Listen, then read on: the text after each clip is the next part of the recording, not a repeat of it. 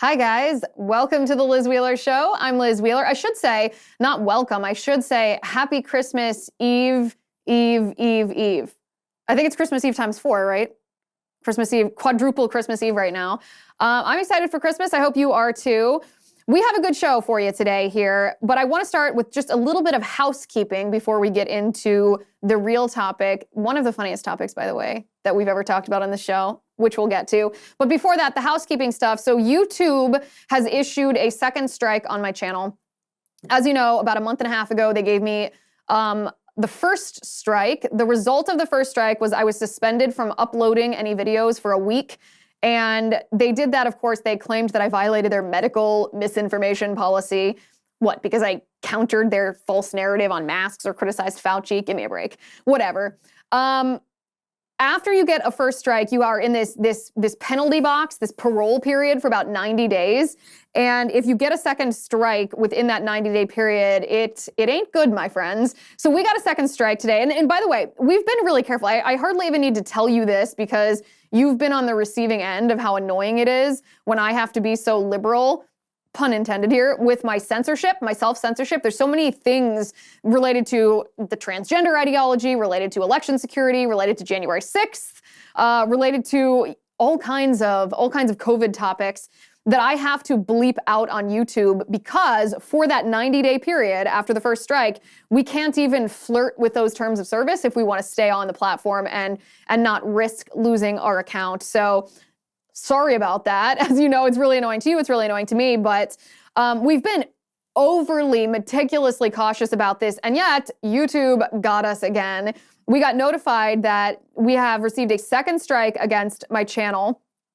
Actually, well, I guess it's a little pat on the back to us. We have been doing a good job of being self-censors here because the video that they marked, that they pulled down and told us that it violated the YouTube terms of service was a video from March. This is the end of December 2022. In this video, they had to troll through all my content all the way back to March to find a video that I made about COVID. And they told me that it violated their medical misinformation policy. They also flagged and took down a video an episode about January 6th from September. So YouTube may be out to get me. And I say this kind of tongue-in-cheek because I don't take this personally. I know that these YouTube censors are not sitting there looking at me and saying, Liz Wheeler, we hate her. We want to kick her off the platform. No. They don't care about who I am. They don't care about me at all. What they care about is you. They care about preventing you from having access to the type of information that we talk about, the type of information that we sit down together every day on this show because we know it's important and we discuss the facts, we uncover corruption, we expose reality. And they don't like that at all. So the result of this second strike is I will not be allowed to upload any videos or episodes on my YouTube channel for 2 weeks this time. The penalty has doubled. So if you are one of the viewers who is actually a viewer and likes to watch the video version of this podcast, you can go to rumble.com/Liz Wheeler and you will find all of our content completely free, completely uncensored on Rumble. That's true all the time, but it's doubly important now. If you wouldn't mind subscribing while you're over there, I greatly appreciate it. We have such an enormous following on YouTube. I'm grateful for each and every one of you guys. I don't want to lose contact with you in the event that, Twitter goes back to maybe last year and finds a criticism of face masks or something of that sort. So we knew this was going to happen, right? The reason that I don't seem devastated by this is because I'm not. I refuse to play by the radical left's rules. I will not self-censor. I will not stop talking about the topics that I know are really important to the future of our country, whether it's culture war issues, whether it's COVID, whatever it is. So I don't take this personal. It's expected. Our whole channel is on the chopping block. It's certainly unfair and annoying because YouTube is trying to serve as the gatekeeper to your mind. They want to prevent you from having access to all of this information. So remember that it is aimed at you, and please go over to rumble.com/Liz Wheeler right now. Hit that subscribe button and then send out that link to anybody that you know, everybody that you know that values free speech, that watches this show. Make sure that you are all locked and loaded on rumble.com/Liz Wheeler. So in the event that YouTube drops that last axe, that we're prepared and we can just take it in stride. Greatly appreciate that. Okay, now that we have that out of the way, I gotta tell you guys, what are we gonna talk about today? I don't think I have ever laughed my head off harder while prepping a show than prepping today's show. I don't even know how to describe it. Stanford University released a list of acceptable words and a list of some words and phrases to ban. I'm not kidding. They are calling this the Elimination of Harmful Language Initiative. So I, of course, opened this document because they had announced that they were going to do this back in May. And we've talked before about universities targeting certain words and phrases and telling us that we're not allowed to use it. But this, my friends, is some of the funniest stuff that I've ever read. So I thought that we would read through this together. And then I have some counter suggestions for Stanford University, some suggestions of words and phrases that we should ban. Yes, there are some words that I think that we should eliminate from our vocabulary. So let's get to it, shall we?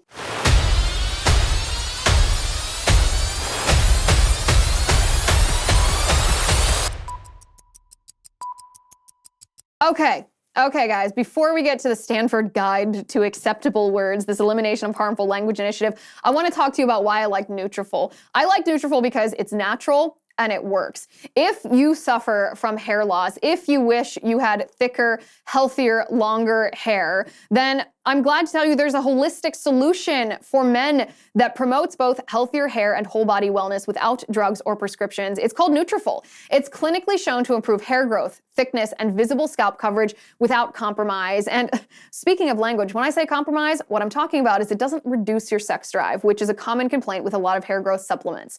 No. Nutrafol is made from 21 potent natural ingredients that supports sex drive, better sleep, and less stress too. In fact, in a clinical study, men showed progressive improvement in hair growth and thickness after 3 and 6 months. So you can grow thicker, healthier hair, and you can support our show by going to Nutrafol.com and entering the promo code Liz to save $15 off your first month's subscription. This is their best offer anywhere. It's only available to U.S. customers for a limited time. Plus, you get free shipping on every order. Get $15 off at Nutrafol.com, spelled Nutrafol.com, and don't forget to use my promo code Liz. All right, so the Elimination of Harmful Language Initiative, I feel like there should be this like foreboding drum roll here. If you want to read along with me, then you can go to, I actually do not suggest that you pull this from from Stanford's website because you don't want to give them the attention, you don't want to give them the website clicks. The Wall Street Journal actually posted this document. And I will share the link with you in the description to this episode. I will share this link on Locals. You can just go to lizwheelershow.com/locals, and I'll post that link for free. So if you'd like to read along with me, you may. The Elimination of Harmful Language Initiative, this is the description of their project, of this endeavor. They say, the goal of the Elimination of Harmful Language Initiative is to eliminate many forms of harmful language, including racist, violent, and biased, i.e. disability bias, ethnic slurs, gender bias, implicit bias, sexual bias, language in Stanford websites and code. Okay, so just Stanford's defense of all of this is just what we're doing on our campus. This is not something that we're trying to impose on you, to which I respond, sure, okay, say what you will, but you're indoctrinating these people on your campus who, when they reach the real world, they bring that with them. They export your wokeness, this ridiculosity, into corporations, companies, everywhere in the United States. They say the purpose of this website is to educate people about the possible impact of the words we use. Language affects different people in different ways. We are not attempting to assign levels of harm to the terms on this site.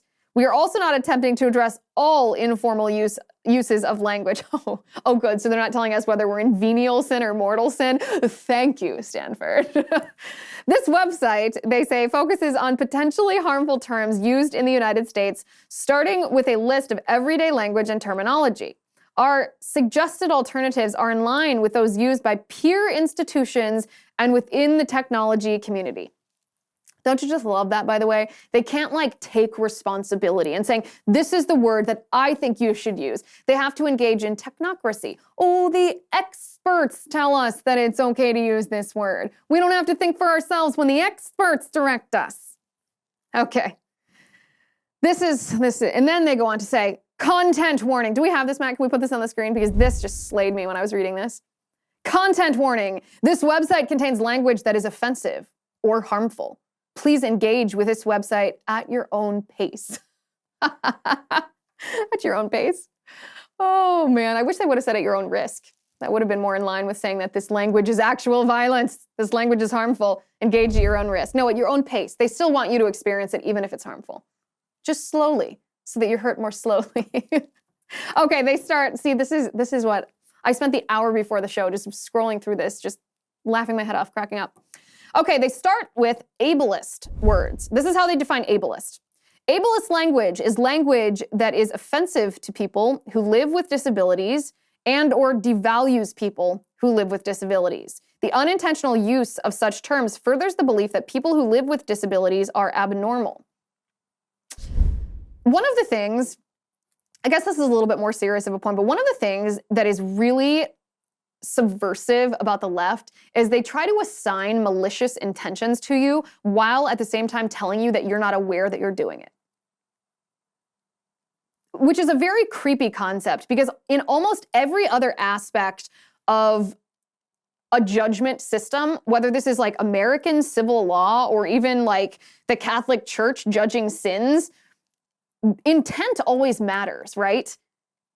It's not that there are certain actions that you could, it's not that I could go out and kill someone, and if I didn't intend to kill them and I didn't know that murder was a crime, that I wouldn't be held accountable. There would be some accountability, right? But it's different for premeditated murder than for, unintended manslaughter.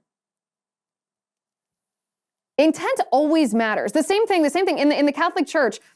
There's the concept of mortal sin, which is a sin where you reject Christ. And if you reject Christ, then you put your salvation at risk, right? But the definition of a mortal sin, you don't accidentally commit a mortal sin. You can only commit a mortal sin if you are in full knowledge of what you're doing and of the repercussions of that choice. Intent always matters, but to these people, you can unintentionally do this. You can act in a way that is harmful and violent, and you're just completely unaware. That's a very subversive idea. Not to go off on a soapbox too soon into this episode. So let's look at some of their examples. This one is their first one. They say, instead of saying the word addict, you should consider using instead, like what is offensive about addict? You should consider using person with a substance use disorder.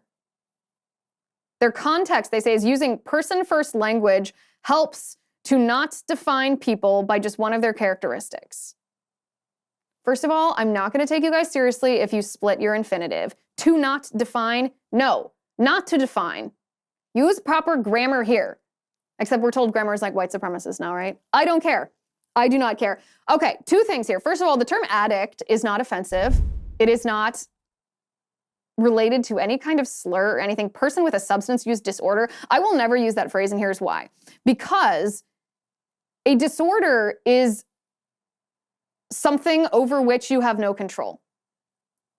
A disorder is equal in some ways to an illness, right? It is. It's usually an illness that is related to your mind, a mental illness. And I understand that addiction, once you have begun and you are addicted, changes the chemical balances in your brain. That's what addiction is, and it becomes an illness. Yes, but it is not something that is preordained. It's not something that you are born with. It's something that happens as a result of your deliberate choices. I will never use the phrase person with a substance use disorder. And here's another reason why. They say instead of the word addicted, consider using hooked or devoted. Why?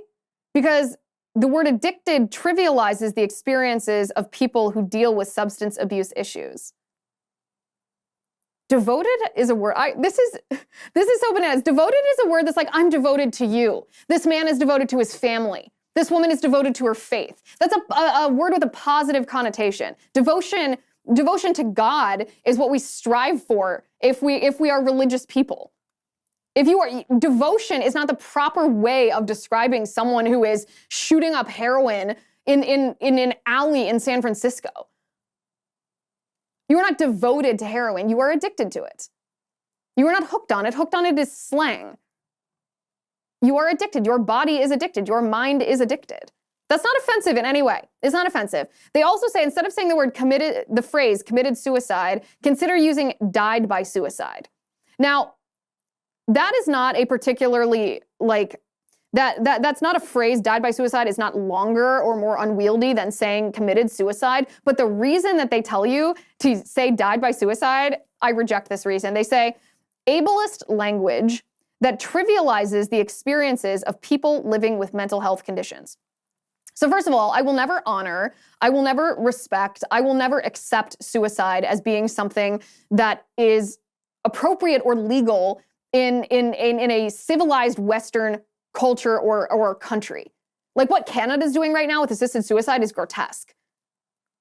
They have an active campaign for doctors to encourage people with mental health issues to commit suicide, kill themselves, instead of get the mental health care that they need. I will never, ever get on board with that. I reject that. So what is ableist language? It is a crime in our country, in the United States, for person A to kill person B. Why? Because we acknowledge the first principle that life is valuable, that people have dignity.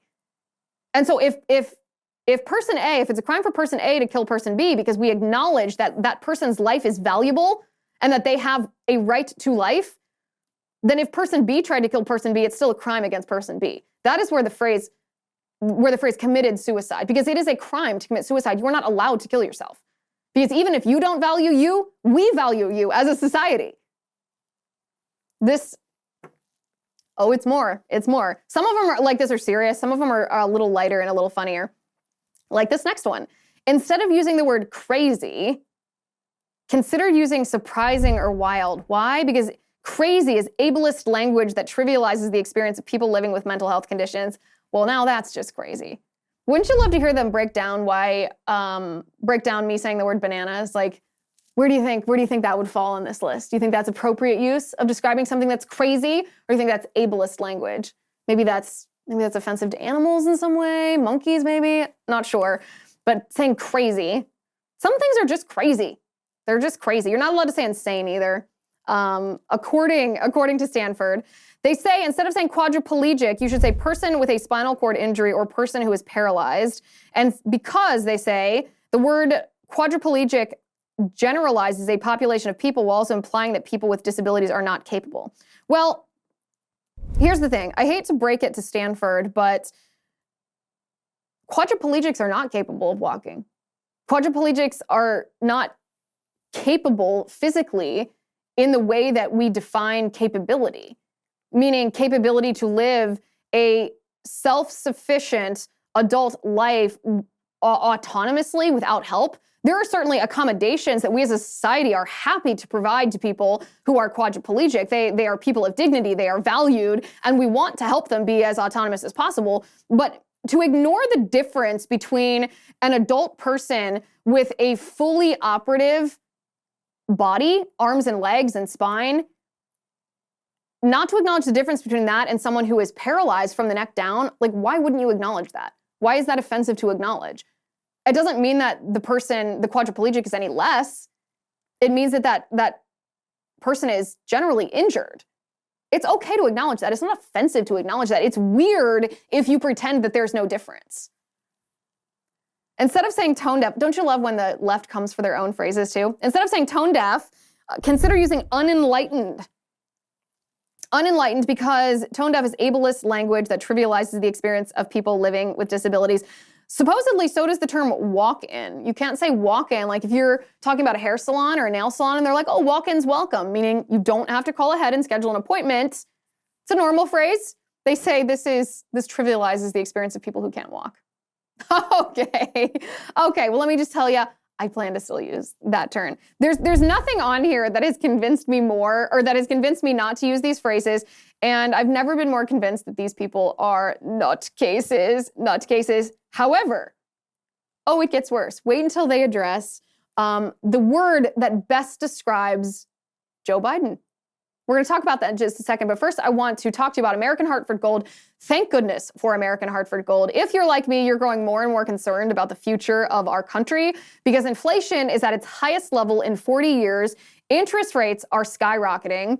If you want to protect your future, I suggest you do what I did. Call the only precious metal dealers that I trust, American Hartford Gold. They can show you how to protect your savings and retirement accounts by diversifying your portfolio with physical gold and silver. All it takes to get started is a short phone call. It's very easy. And then they will have physical gold and silver delivered right to your door or inside your IRA or 401k. And they make it easy. They are the highest rated firm in the country with an A+ rating from the Better Business Bureau and thousands of satisfied clients. If you call them right now, they will give you up to $1,500 of free silver on your first order. So don't wait. Call them right now. Call 866-781-7499. That's 866-781-7499. Or text Liz to 65532. Again, the phone number is 866-781-7499. Or text Liz to 65532. Okay, so then we get to the ageism section. The ageism section. When I read this, I thought, I wonder why they're including this. Could it be possibly because we use accurate descriptions for Joe Biden's bananas behavior? This is how they describe their ageism section. Ageist language singles out a person based on their age instead of their qualifications. But what if their qualifications are decreased because of factors of age? Is it not okay to notice that? Well, according to Stanford, we may not use the word senile anymore. Why? Because this term is often used disparagingly to refer to older people whose mental faculties appear to be in decline. They suggest instead that we call Joe Biden a person suffering from senility. Oh, so we can use the same word. But it's not offensive if we use 4 words to describe what one word would describe. This is like, I don't know if you guys had like traditional English grammar education in elementary school and high school. I did. And one of the principles of writing specifically and of speaking is not to use 4 words when one will do. Not to create a run-on paragraph when you can accurately depict what you are trying to communicate with 1 word or 2 words. This is the opposite of that, and it drives me bananas. Okay, past the ageism section is the colonialism section. Oh, I can't wait for this one. This is how they describe it. Colonialism is the policy or practice of acquiring full or partial political control over another country, occupying it with settlers, and exploiting it economically. It is better to avoid terms that derive from colonialism. I have a very controversial opinion on colonialism. I don't think it's always bad. I think in the history of our world, there have been instances where colonialism has brought incredible good to countries, to peoples, and to the entire world. The English Empire, the British Empire is a good example of that. Liberal heads are literally exploding right now. Oh, is that because I'm behind an ableist term though? Well, we'll have to check with Stanford. The US is a perfect example of that. What did we do? What happened here? The first settlers to America were colonizers. That's why they came. This used to be called the British colonies, then it was the American colonies. They came here and they took the land because the history of the world, I don't know if these people have never opened a history book, if they just don't care about what the reality of life is, but the history of the world is a history of war and conquest. Peoples are always taking land from other peoples. We are in this singular, unique stage of world history right now where this is not happening as often as it used to, at least in the Western world. But up until 250 years ago, when America was founded, this was a constant reality of life, and it's not a bad thing. Imagine if the American settlers had been like, oh no, we can't be colonial, we can't be colonizers, we can't be imperialists. No, we can't do that. The United States wouldn't even exist. And yet these people are afraid of being offensive. Okay, so this is their example though. They said we should not use the phrase Philippine Islands. Random, right? Didn't you expect something about Native Americans? No, they'll get you. They suggest instead that we say Philippines or the Republic of the Philippines. Why?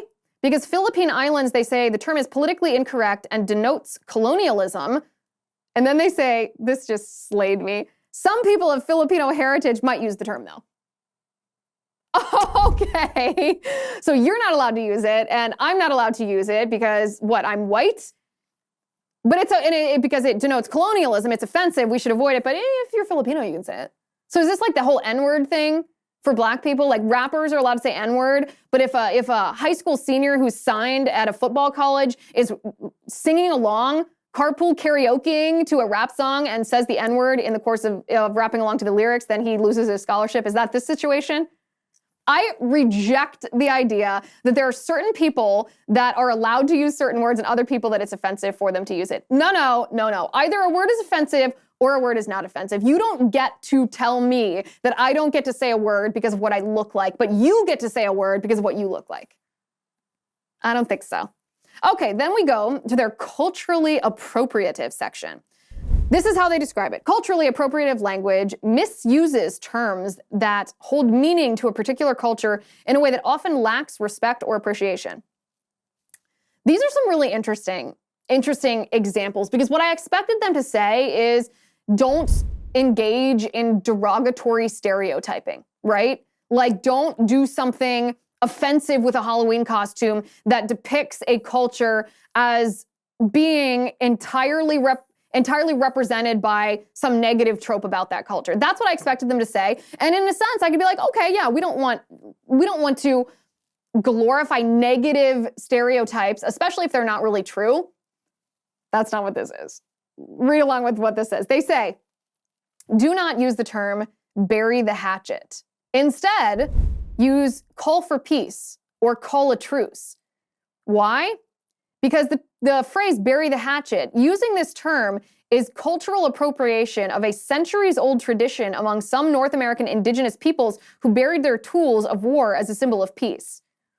I'm like reading this sentence, waiting for why it's offensive, and I'm like, yes, and this is a great way to illustrate when people come together and reconcile in some way. Why is this cultural appropriation? This isn't mocking North American indigenous peoples who did this. It's describing it. It's actually a way of like giving longevity to this culture. This is the thing. This is the problem with cultural appropriation, is they actually don't mean that you just shouldn't perpetuate negative stereotypes about a culture. They mean if you are not a part of a particular culture, then you are not allowed to talk about, use phrases from, or engage in any cultural practice or tradition that came from that culture. This literally renders the United States, people in the United States, completely paralyzed. Oh, look at that buzzword. Completely paralyzed in all of our behaviors because we are a melting pot of all these different cultures. If we did not exchange cultures, pick up phrases, do all of these things that are informed by the fact that we are a melting pot, then we wouldn't be allowed to do anything or say anything. Saying bury the hatchet is not negatively reflecting on the culture of the Native Americans at all. That just, oh, but they're not done. This is what their every example is. And we're going to talk about that in just a second. But first I want to talk about rocket money. If you're anything like me, then you pay for a lot of subscriptions on a monthly basis that you don't use. For me, it's HBO Max. I signed up for HBO Max 2 years ago because I wanted to have episodes of Friends on tap for when I needed to relax. Well, fast forward 2 years and I've probably watched like 5 total episodes and I pay what, like $15 a month? It's terrible. And I know you're like me in this bad habit because I have data that proves that 80% of people have subscriptions they forget about. So for me, it's HBO Max. Maybe for you, it's Amazon Prime or Hulu. There's a great app that I use though that helps me track all of my expenses. And because of it, I no longer waste money on subscriptions I don't use. You might have heard of it. It's called Rocket Money. I've talked about it a lot on this show. It was formerly known as Truebill. It's been renamed. It's now Rocket Money. The app shows all of your subscriptions in one place and cancels what you don't want for you. Rocket Money can even find subscriptions you didn't know you were paying for. To cancel a subscription, all you have to do is press the cancel button, and Rocket Money takes care of the rest.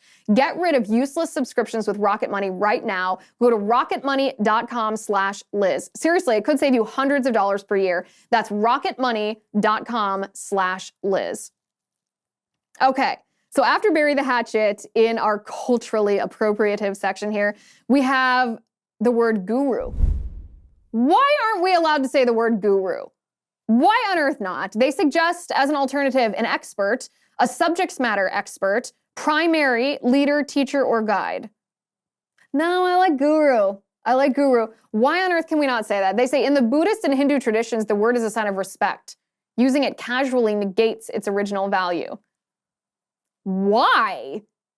How does that negate its original value? When we use the word guru, we are using it to describe someone who is the creme de la creme of their field, someone who knows more than you. It's a descriptive word. Also, even aside from the fact this is not a negative, that using the word guru is not perpetuating some negative stereotype, I feel no responsibility in my life to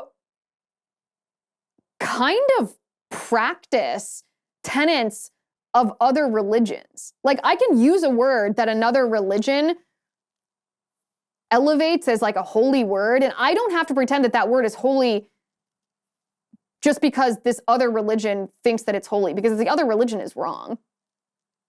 So maybe two reasons that I will keep using the word guru however I want. They say you may not use the phrase low man on the totem pole. Why not?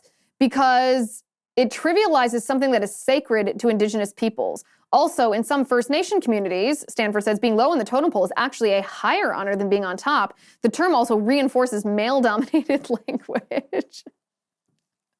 Okay, so you got your trifecta there. Low man on the totem pole doesn't include women. Well, you would think then that feminists would really like this, that woke intersectional folks would really like this, because maybe it portrays the fact that men are the lowest, and that seems to be what the feminists and the intersectionals and the wokesters really want. They don't want to elevate women. They don't want equality for women. They want to actually trample on men here. So I don't know why they have a problem with that. I don't care what is sacred to a pagan religion. I do not feel compelled to protect something that is sacred to a pagan religion. They say we're also not allowed to use the word, or the phrase, I should say, on the warpath. Why? Because it's a cultural appropriation of a term that referred to the route taken by indigenous people heading towards a battle with an enemy. Yes, that's exactly how we use it. We use it to describe the same thing. How is this disrespectful? It is not disrespectful. It is not disrespectful. It would be disrespectful if you dressed up like a white woman for Halloween. If you dressed up like me for Halloween and you pretended that women, or like a drag queen, if you dressed up as me for Halloween and pretended that women who are blonde have no brains, they're only to be objectified for their body, and that they only belong doing menial labor, or some horrible sexist negative tropes about women, that would be like a negative portrayal. That would be something that would be a disrespectful portrayal of somebody with specific characteristics. And I could get on board with not doing that. But like saying on the warpath is just describing two people that are describing somebody who is like out for a fight. No problem with that. This one, oh my gosh, I hope your reaction is the same way as this one. Guess what word we're not allowed to say? Pocahontas. The suggested replacement for this is to use the person's name instead of using Pocahontas.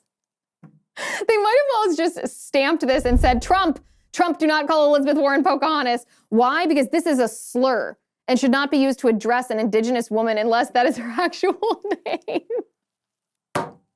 Elizabeth Warren is not an indigenous woman. Elizabeth Warren has less Native American DNA in her blood than the average American citizen.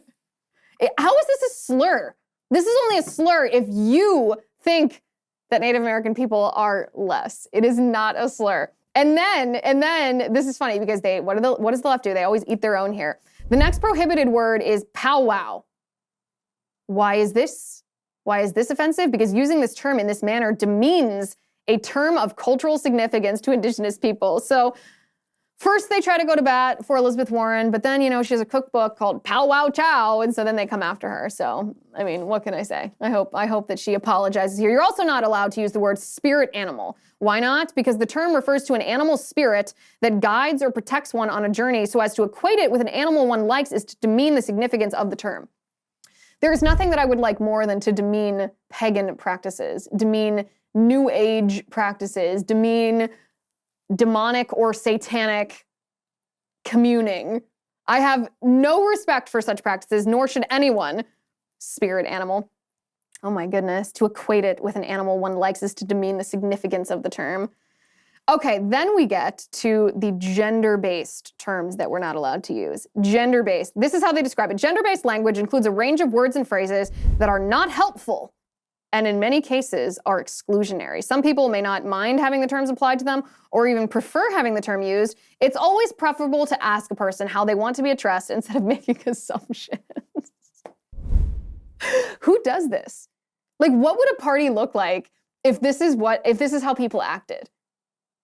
You walk up to someone and you're like, "Hi, are you a man or a woman? Are you non-binary? Are you genderqueer? What actually are you? Are you a person? Are you an animal? Are you transabled?" Can you imagine if you walked up to people and actually acted like this? This is how the left wants human interaction to be. Okay, so instead of using the phrase preferred pronouns, the left, or Stanford says that we should just use the phrase pronouns. Why? Because the word preferred suggests that non-binary gender identity is a choice and a preference. Yes, that's accurate. That's exactly what it is. Gender identity is a choice. It is a preference. And there's no such thing as any other sex aside for man and woman. Okay, this one. Excuse my French here, but I could not pass up. I couldn't skip this one just because it's a little vulgar. It's so funny. Instead of using the phrase balls to the wall, they say consider using the phrase accelerate efforts. Why? Because the phrase balls to the wall attributes personality traits to anatomy. So we're not supposed to say the phrase balls to the wall. We're not supposed to say the word ballsy. Why? Because it attributes personality traits to male anatomy. Can you imagine being the person putting this list together? Like, do you think that they were being serious? Do you think they're actually offended by these phrases? We're also not supposed to use the word chairman or chairwoman or congressman or congresswoman or fireman or firemen or freshman or gentleman. Why? Because it lumps a group of people together using masculine language, or it assumes the non-binary. 2 comments on this. First of all, what the one that stuck out to me the most here was actually fireman and firemen, because you don't ever hear the phrase firewoman. Like, it's just fireman. You're a fireman. Even if you're a girl, you're a fireman. And this they say lumps a group of people using masculine language and or into gender binary groups, which doesn't include everyone. Do you want to know how many firemen are women in our country? Like 8%. 8 out of every 100 firemen are women. 92 out of every 100 firemen are men. I think in that case, it's okay to generalize. Not that most women care when we are referred to in the context of like mankind, or referred to with the pronoun he when it is an abstract use of a pronoun. I certainly don't care. I've never met any woman who cares, especially women who are intelligent, who are readers, who care about grammatical accuracy. Nobody cares about that. But I did think the fireman statistics was funny. Like, that's offensive to what, the 8 out of 100 firewomen? I'd like to hear from them, actually. I'd like to hear from them and see if they're offended by being called firemen. We are not supposed to use the term guys because the term reinforces male-dominated language. Isn't this how I almost always greet you guys on the show? Like, hi guys. I thought that was a Midwestern phrase that I used. That will not be changing. They say we should not use the word ladies either, because it lumps a group of people using the gender binary language that doesn't include everyone. Okay, well, guess we got to include those z's and zers and z's and zers, right? Those people that identify as, what was that video? I forget what that was, but maybe Matt, my producer, remembers. What was that video of that weirdo on TikTok from like 6 months ago who was saying that the neo-pronouns that she chose were some animal? It was like an owl or like a toad or something. Oh, the frog self. Frog self, that's right. Of course Matt remembered this. Matt has a memory like a trap. Frog self, oh my gosh, that's right. Yes, so instead of saying ladies and gentlemen, you should also address all the frog selves out there. Make sure you do that, or you are bumped off of this list. We're not supposed to say landlord and landlady, mailman, man hours, man in the middle, mankind, man-made, or manpower.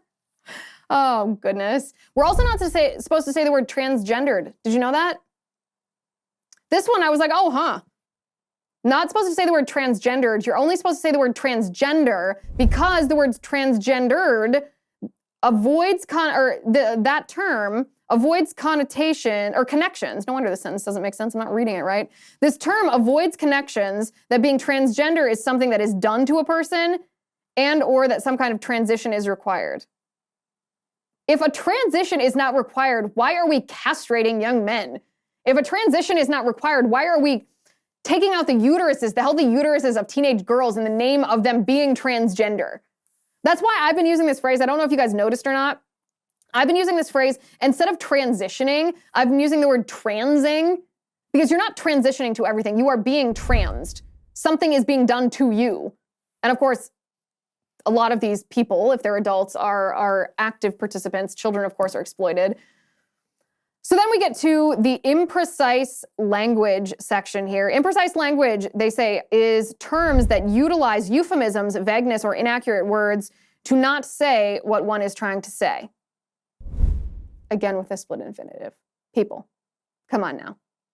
We are not supposed to use the word abort if we mean cancel, because Stanford says this term can unintentionally raise religious and moral concerns over abortion. And what might those religious and moral concerns about abortion be, Stanford? Could you detail them for us? Thank you very much.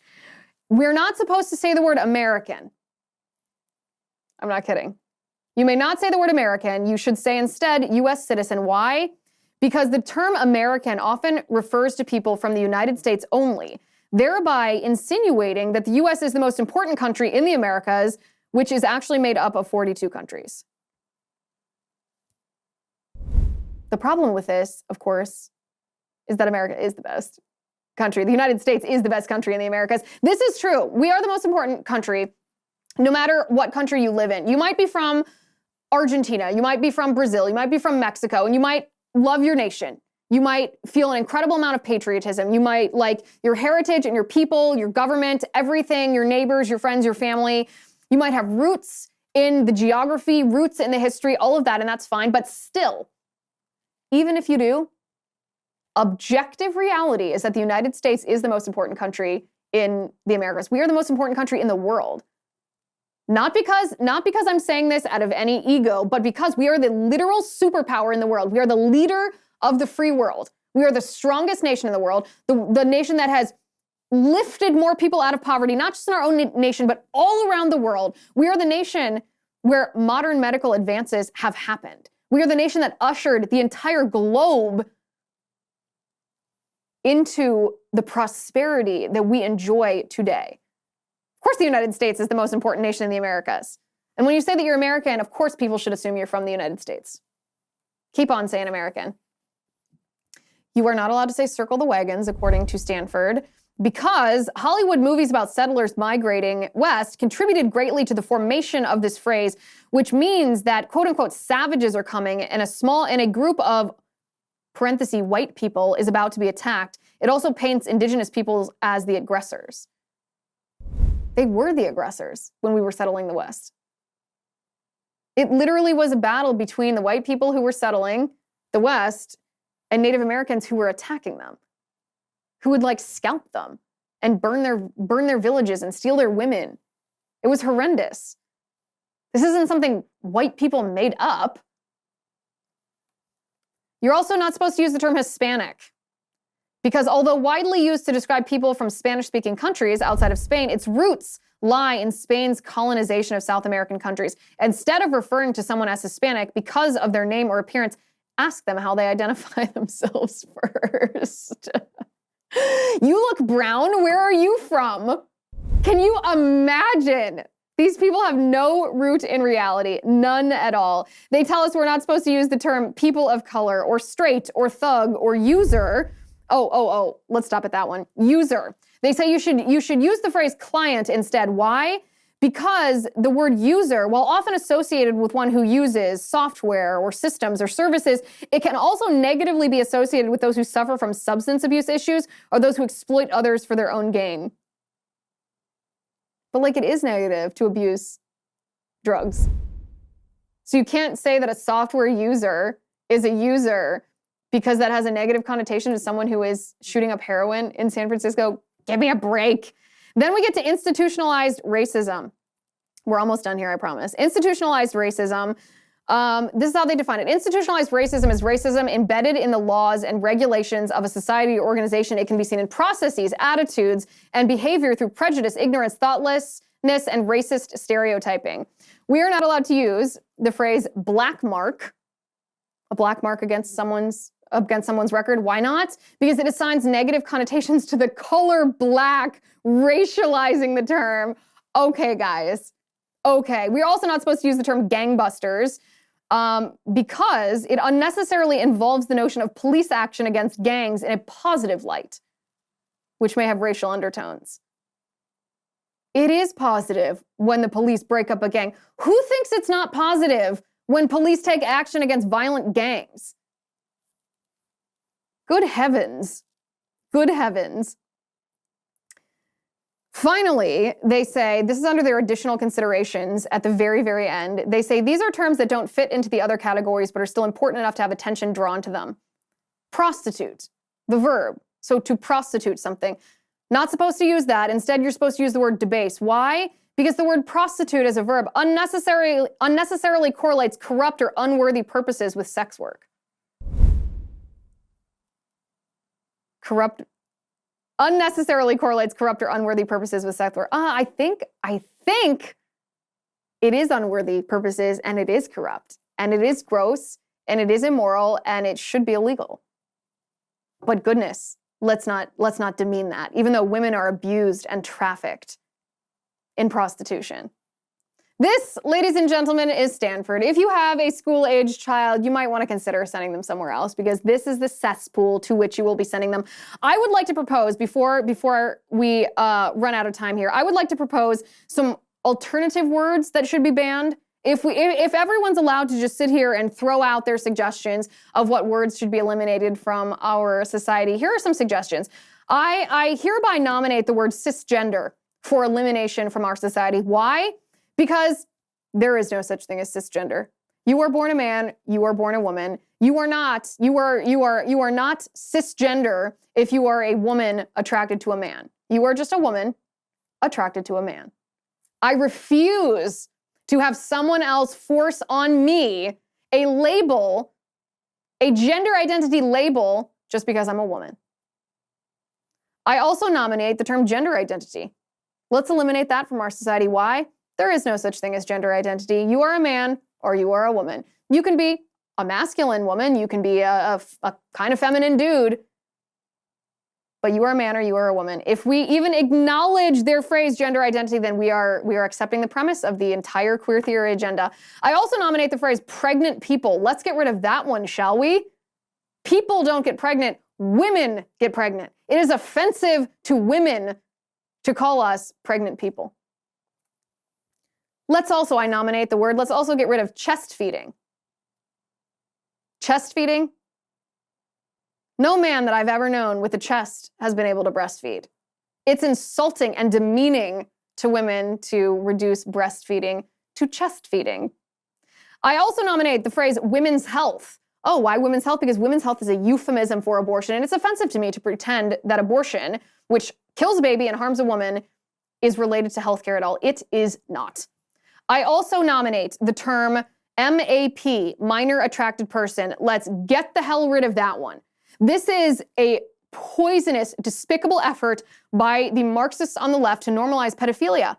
They want to remove the stigma of adults being sexually attracted to little children, toddlers, and babies by giving it a new name because pedophiles has a negative connotation. They're going to call it MAP, minor attracted person. No, no, no, no. That's offensive to everyone except groomers and pedophiles. And finally, I nominate gay marriage.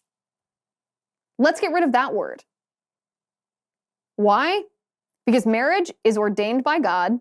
It is between one man and one woman. A government, a group of politicians, a court cannot change the definition of marriage because marriage existed before our politicians and our government, and our judicial system before the judges, you cannot change reality. And if we allow the left to redefine words, what happens? They become the arbiter of what's quote unquote true. That makes them authoritarians. They have the power of a dictator if they have the power to redefine words. They are using this authoritarian control to control your words in order to control your minds, to force you to adhere to their Marxist ideology. Let's reject it, shall we? Thank you for watching. Thank you for listening. I'm Liz Wheeler. This is The Liz Wheeler Show.